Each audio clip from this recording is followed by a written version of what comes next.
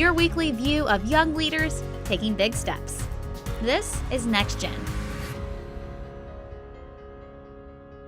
Presented by PFI, home of Boo Daddy.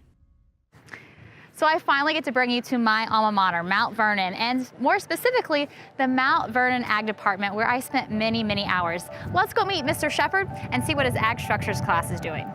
This will be my 20th year teaching. I started out at Richland, Missouri, where I taught 2 years, and then I got to move back to Lawrence County, where I grew up in Aurora and taught at Miller for 14 years, and then had the opportunity to move to Mount Vernon, where this is my 4th year teaching here. Well, I know that Mount Vernon is proud to have you here, and as an alumni, I definitely am proud to see you expanding the program and taking it to that next step. Would I be lying to say that your ag shop is your favorite class to teach? Yes, this is my favorite class. I really enjoy teaching the shop. It's one of the things that I've always enjoyed doing, and I think one of the things that it does for students, while we have multiple classes that kind of utilize the shop, construction is one where we build a lot of projects and that sort of thing.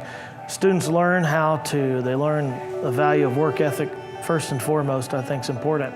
And then they also learn some real world skills they can have forever. Sure, we learn how to weld, but I think one of the more important things that we learn how to do is how to think and how to reason and how to build things and how to do them correctly and think about how you're building something. And there's a lot of things that kids maybe haven't thought about in their educational career in that manner.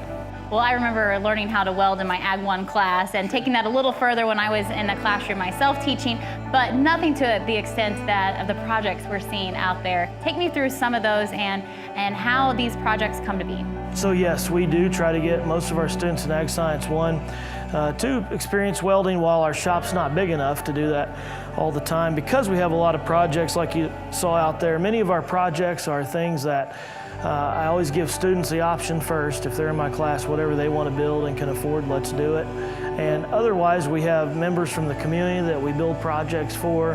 And we do that because we have a reputation of doing a good quality job, and we make sure that whatever we roll out is something that the customer's pleased with. And so we have students that we're building right now a gooseneck flatbed trailer for a dairy farmer. We've got another student building a small utility trailer. We're building a tandem flatbed trailer for actually a former student of mine that's also built projects before. And then we've got students building a calf catcher, going on UTVs, some man lifts for skid steers. And then one of the neater things that we have is we have a couple of tractors that we're redoing. One's owned by a student and his grandpa, and he's trying to redo it for his grandpa.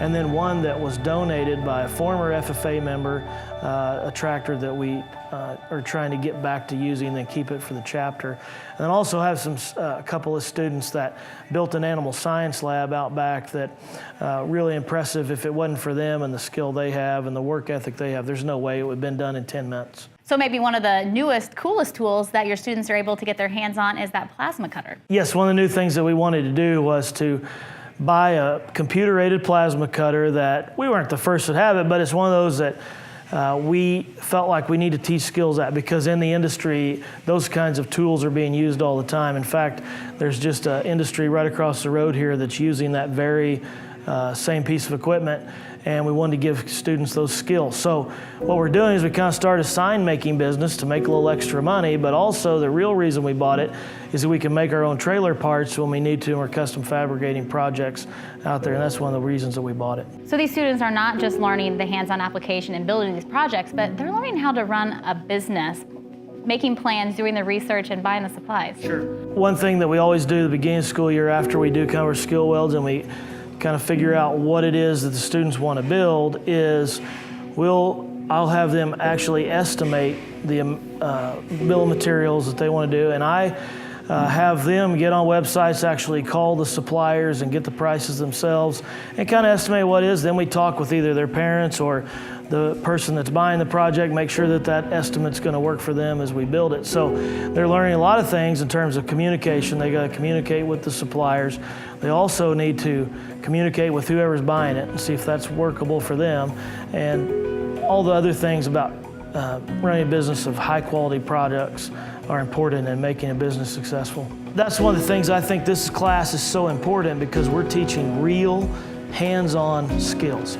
And so many times in our education, we sometimes leave those hands-on skills behind because it's a lot harder to teach that. takes a lot more money, but I think one of the things that we're doing in ag education that's so important is we are teaching skills in the shop, and I think that's one of the best things that we can teach is some of those hands-on skills that they can use forever. They may not be a welder, but we teach a lot of things in terms of electricity, plumbing, that everyone's going to be a homeowner or even rent, that they're going to have to learn how to fix things in their house. And so those are things that I think are important that we teach.